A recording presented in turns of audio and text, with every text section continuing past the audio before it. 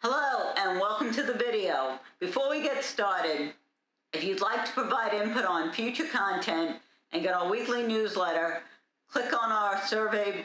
The link will be below. We also have a report on Ethereum 2, along with a bonus report on why you should learn Solidity now. Again, the link will be below. Now on to the video, and thank you. About a topic that we been mentioning that is very important in Radix because it's one of the unique items in Radix, and that's badges. Now, we talked about badges in regard to, well, we're going to get to this one in a minute, in regard to the flat admin. And as we saw in flat admin, let's look at this code. What we did is we created a badge right here that provided the authorization to mint additional badges to provide authorization. Now, let me remind you about the difference between authorization and authentication. Authentication is the act of proving that you are who you say you are. So it's when you log into your bank and you have to, do a username and password, and then they give you a code. It could be texted, it could be emailed. You may even have a key fob to prove that you are who you say you are. That's called two-factor authentication. We have what you know and what you have. So you know your username and password. You have an email address that is linked to that, or you have an authentication app on your phone that's linked to it, whatever it may be.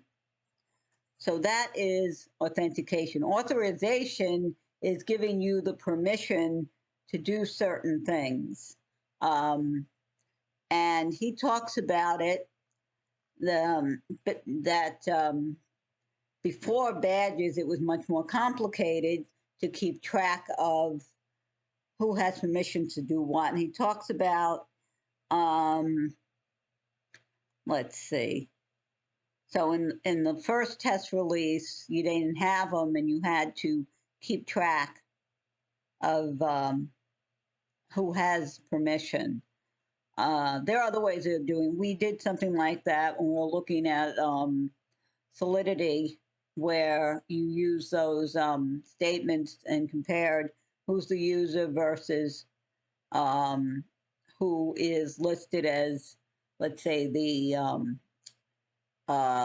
person who contracts to get work done, and they're the only ones who's authorized to approve the work. Just like when you have work done on your home, right? You have to usually sign something when you're done to say to the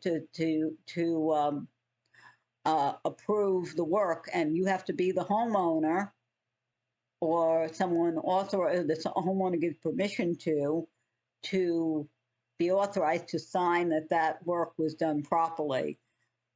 He talks about here, so it allows you to really granularize and deal with complex security. So you can also allow, like in these examples, where a trusted person can create badges that provide authorization for other things, like someone who is a system administrator can provide authorization for users to get onto the system. So it's very much tied to the real world, and as we see, it's quite clean and straightforward. Now, this example here just does something, just basically lets you create badges. But what they did, and what he mentions in the article here, is that there's this example, managed access, where they actually import the flat, what do they call it, the flat admin, in order to authorize withdraw all. So in the constructor here, the new, they get the author, they create the let's see where they do that. Yeah, they create the badge. So they create flat admin new. So basically what they're doing is they're creating a new instance of the package or component, which is really an instance of a package. And they create an admin badge. And they save the address of that component into the component definition. And they use, I don't know if they use that again, but they certainly use the admin badge to authorize the auth right here. So in this annotation, to allow you to withdraw all. Now we see an analogy if you've done Java. In Spring, they have these annotations pre-authorized. So someone has to be, if someone's a user, they can read an account, but someone has to be a teller to post.